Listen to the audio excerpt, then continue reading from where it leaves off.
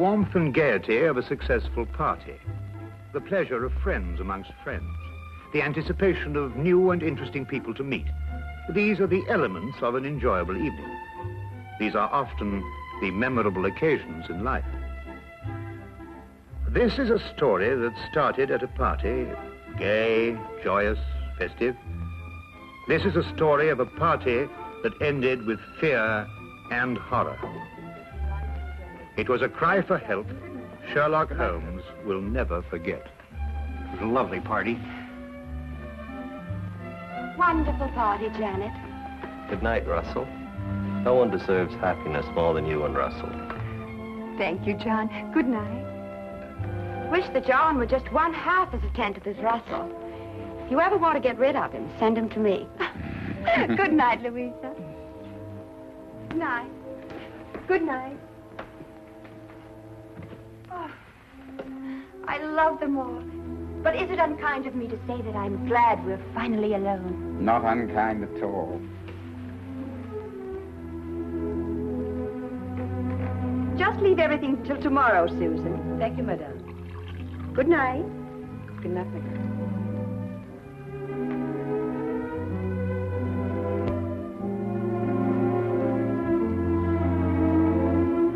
You've made me very happy this evening, darling. I really am the luckiest woman in the whole world. Our first anniversary. I wanted you to be happy this year. It couldn't be any other way with you.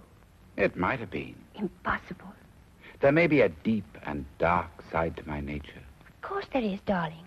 All interesting men have dark sides to their natures. Possibly even black. Almost certainly black. I'm a murderer. Of course you are. More than once. Innumerable times, I'm sure. 7 times. And are you going to murder 7 times again? Once again. Anyone I know? You? Oh, wonderful. And will you give me warning? I'm giving you warning. Will you kill me with kindness? No. Like this. Russell! Russell, you're hurting me. Russell, whatever came over you? I told you, my darling. Tomorrow, at exactly 9 o'clock, I will strangle you as I have strangled 7 before.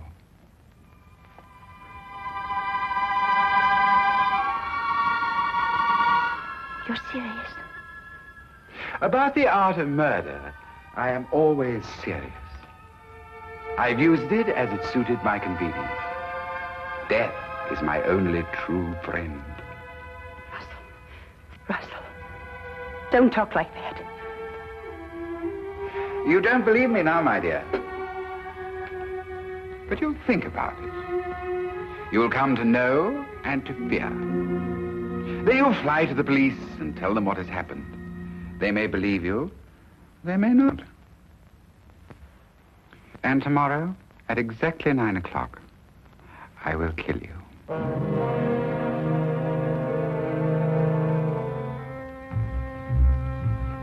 Good night, madam.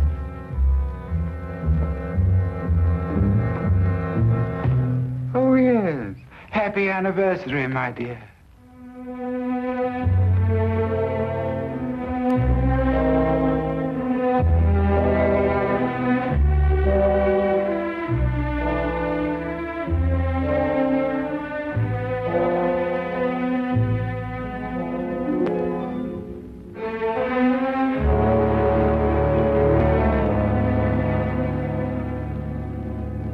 Suppose you tell us the whole story as it happened.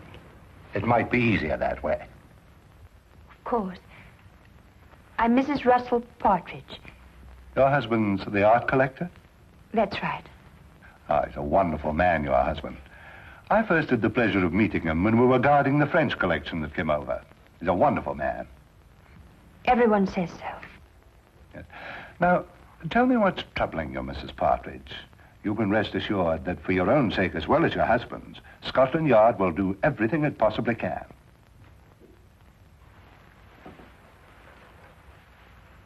It was nothing. Nothing? I was mistaken. I can see it now. Probably the result of too much party last night and an overactive imagination. Well, perhaps you care to tell me about it anyway. It may help to dispel any doubts you have. It isn't necessary, really. I'm sorry to have taken so much of your time, Inspector. I'm sure you're a very busy man. Mrs. Partridge, I'm very pleased to hear you feel this way now. What do you mean? Your husband told me of the incident last night. He was afraid you wouldn't be able to overcome the delusion. My husband told you? Yes, he was here this morning. What did he tell you? Only that you were suddenly overcome by the idea that he intended to harm you. You're over that now, I see. My husband told you that? May I say, Mrs. Partridge, that in my experience here at Scotland Yard, I've met many people who thought for a short time that they were being persecuted. But it passes. And your husband will help you, I'm sure. I'm sure. Thank you, Inspector.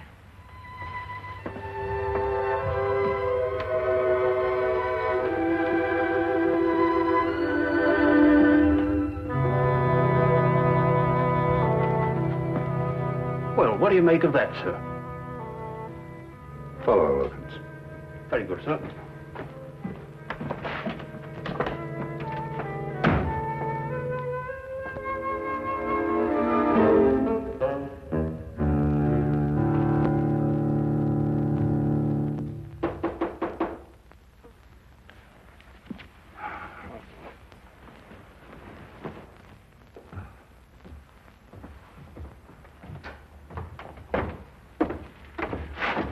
Yes? Oh, Is this the flat of Mr. Sherlock Holmes? yes, Mr. Holmes has just gone downstairs to the tobacconist. Won't you please come in? Thank you. Oh, please excuse me. Would you like to sit over here?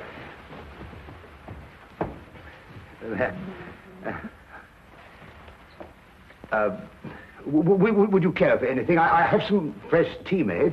No, thank you. You say Mr. Holmes will be right back. Oh, yes. Oh, forgive me. I'm Dr. Watson. How do you do? I'm Mrs. Russell Partridge. Oh, your husband's the art collector. Yes, Oh, I met him not long ago. Wonderful man.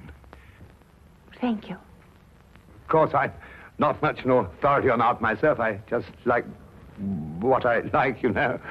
But I understand he's one of our leading judges. Yes, that's true. Wonderful man. Interesting, too. Yes. I think perhaps I'd better leave. I was wrong to think that... What a beautiful day, Watson. Perfectly exquisite. We really must make an effort to get out and about more often and see the beauties that I beg your pardon, madam. I didn't realize we had a guest. May I present Mr. Holmes? This is Mrs. Russell Partridge. Do forgive the exuberance of my entrance, madam. I'm delighted to meet you. Won't you sit down? I think that I realize the situation is a delicate one. How do you know? Because you didn't wish it to be known that you'd come here. So you left your carriage at the corner of the street and walked. You saw me? No, as a matter of fact, I didn't. But I observed that the hem of your skirt has picked up a certain amount of dust from the street. And though you undoubtedly came by carriage, because your shoes, which are extremely fashionable ones, were not meant for comfortable walking. Mr. Holmes, I need your help. In what way, Mrs. Partridge? I believe my husband is going to kill me. Russell Partridge? Why do you believe this, Mrs. Partridge? He told me he would. Last night. Why, that's impossible. I had the same reaction at first, Dr. Watson. It couldn't be true. Not by Russell. As everyone tells me, he's such a wonderful man. And when did he say he was going to do this? Tonight, at 9. And then he said something impossible, Mr. Holmes.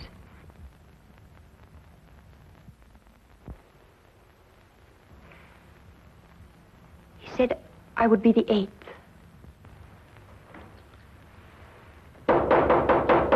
Excuse me.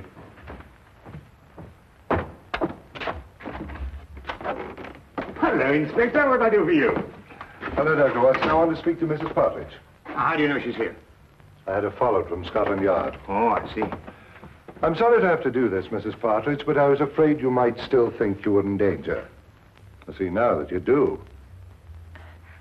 I'm sorry. But Lestrade, Mrs. Partridge has just told us that her husband is going to kill her tonight at 9 o'clock. Mr. Partridge came to the yard this morning to tell me that his wife was going to call on me. How did he know? He said you told him you were going to call. That's not true. I decided to do it this morning. It was 10 o'clock, I remember. Mrs. Partridge, at 10 o'clock, your husband was still sitting in my office. Mr. Holmes, I don't understand. I don't understand how Russell knew I would go to see Inspector Lestrade. I swear I never told him. Everything I told you is true, exactly as it happened. Do you believe that?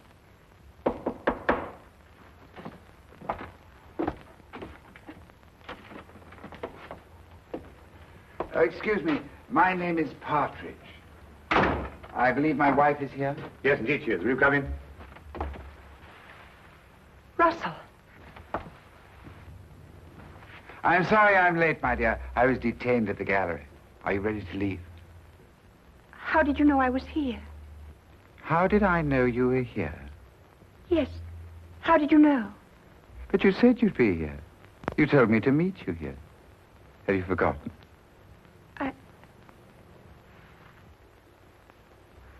I must have forgotten. Excuse me. Forgive me for interrupting you, gentlemen, and thank you for any consideration you may have shown my wife. Good day. Good day.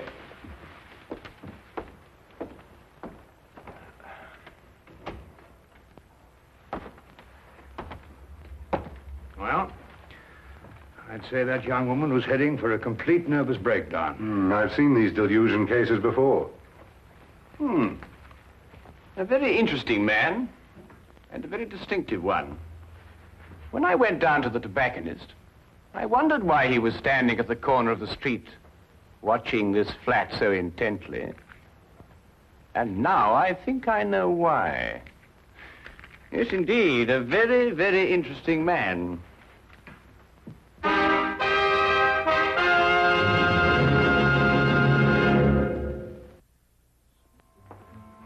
Well, Lestrade, there were two incidents in the romantic life of Russell Partridge. In the first case, his fiancée ran off with another man and was never seen again.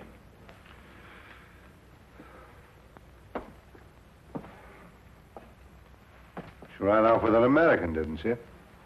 Was this confirmed or assumed, Lestrade? Well, I don't know. And in the other case, he was left at the altar, I believe the expression is. Yes, that's right. Was that girl ever heard of again? She ran off with a South American, I believe. But really, Holmes, it just isn't logical. If Russell Partridge really intends to kill his wife, he's not going to tell her about it first. That'd be putting a rope round his neck. Would it be? Do either of you really believe that? It isn't logical, Holmes. It isn't usual, Lestrade. But this man is just amusing himself. He's an insane fanatic. And unless you get a warrant out for his arrest, I, for one, won't be responsible. Now, look here, Holmes. I can't ask for a search warrant every time a man's left at the altar. What would you be looking for anyway? The evidence of the 7 other murders he told his wife he'd committed. Holmes, you must understand that... Well... Or the 8th will be on your hands.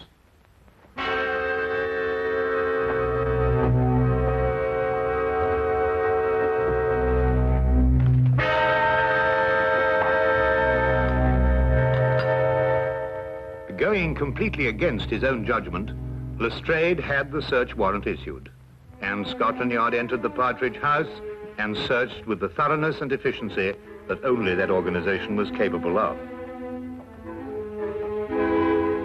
From basement to attic, no wall, no object was left without meticulous examination. Holmes directed the entire investigation. I have never seen him so intense, so insistent, and at the end, so completely frustrating. If Partridge was the criminal Holmes believed, there was no question he had won.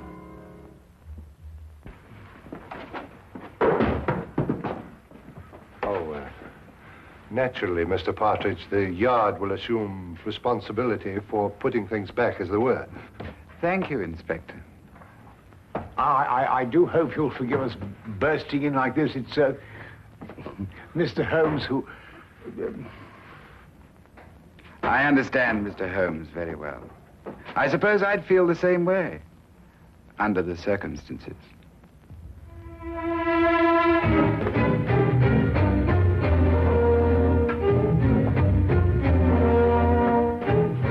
What time is it, Watson?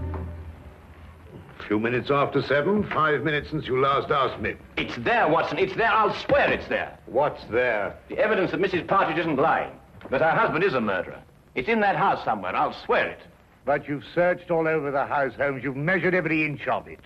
I know, Watson, but it is there. I've overlooked something. And unless I can find out what it is, that girl is going to be murdered in 2 hours. He said 9 o'clock. Even if he intends to murder the girl, he doesn't have to do it on schedule. But he does. That's part of his disease. That man works like a clock. He tempts the police by having the victim report the murder in advance, and then he has to complete his game by murdering on the moment, the exact moment. Now where are you going? Out. That I can see, but where? For a walk. We believe we searched every inch of that house. Now I've got to find the one place that I missed.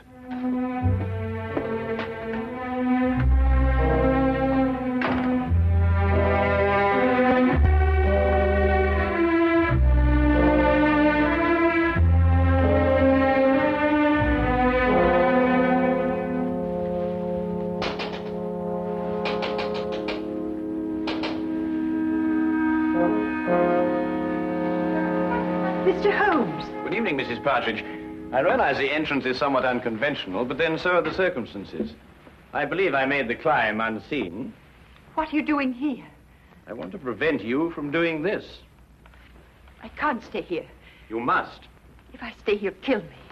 Mrs. Partridge, I know your life is in danger, but if you leave here, I can't guarantee your safety.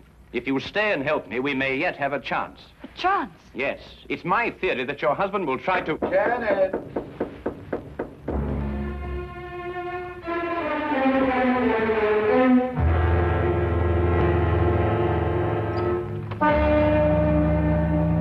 Hello, my dear. You were so quiet up here, I thought perhaps something was wrong. Are you planning a trip? No. Going out, perhaps? I was. Then I changed my mind. Why did you change your mind? Because I think you're lying. You're insane, Russell. But I don't believe you're dangerous. I shall stay here tonight and leave in the morning. I'm glad you feel like that, Janet. It shows you have great strength of character. Where did you kill your other 7 victims? Here, in this house. How did you dispose of their bodies? The bodies are still here. But the police searched the house. I know. I watched them. Very efficient. Especially with Mr. Holmes to guide them. A very clever man, Mr. Holmes. It was a tremendous temptation not to tell him where to look. It's 9:15. You have 15 minutes. Why don't you run away?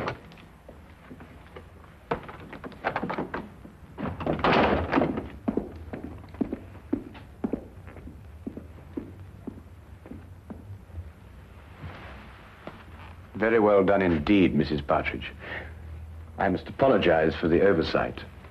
What do we do now? Now we wait.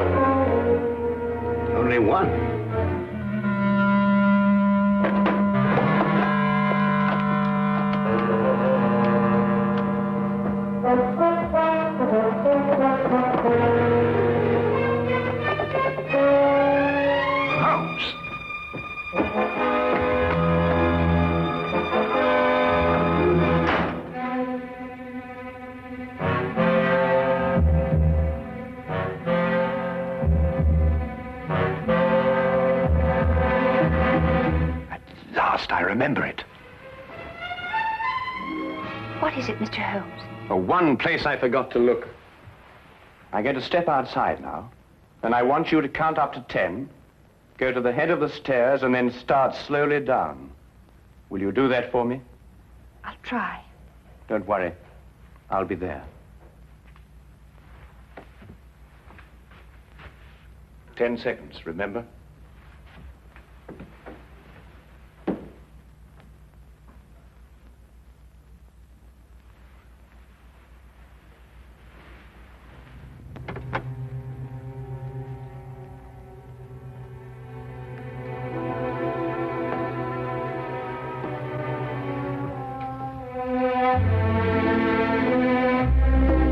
I admire your courage, Janet.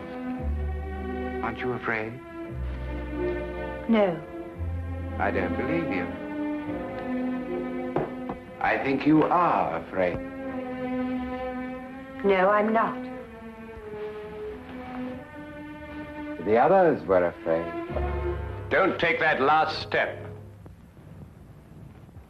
How did you get in? The important thing is that I'm here, and that your wife is safe.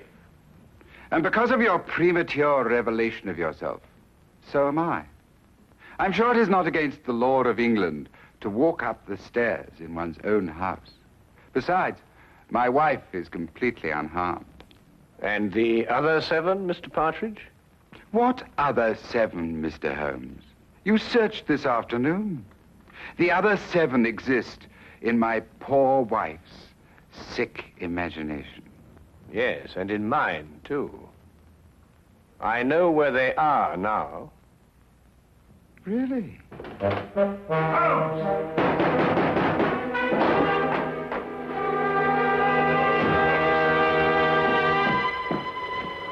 What's happened? Get the poker from the fire, Watson. Poker? Yes, the poker.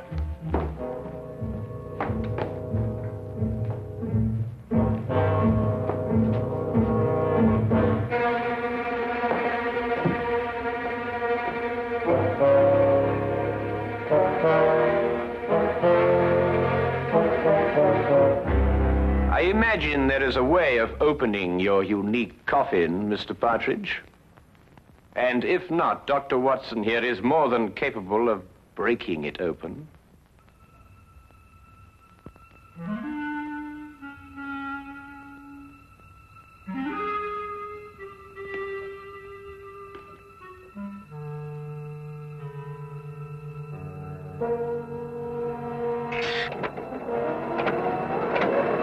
Oh, good Lord! The mortal remains of his 7 victims, Watson. Each step a coffin, and each coffin a monument to the most insane killer I have ever met.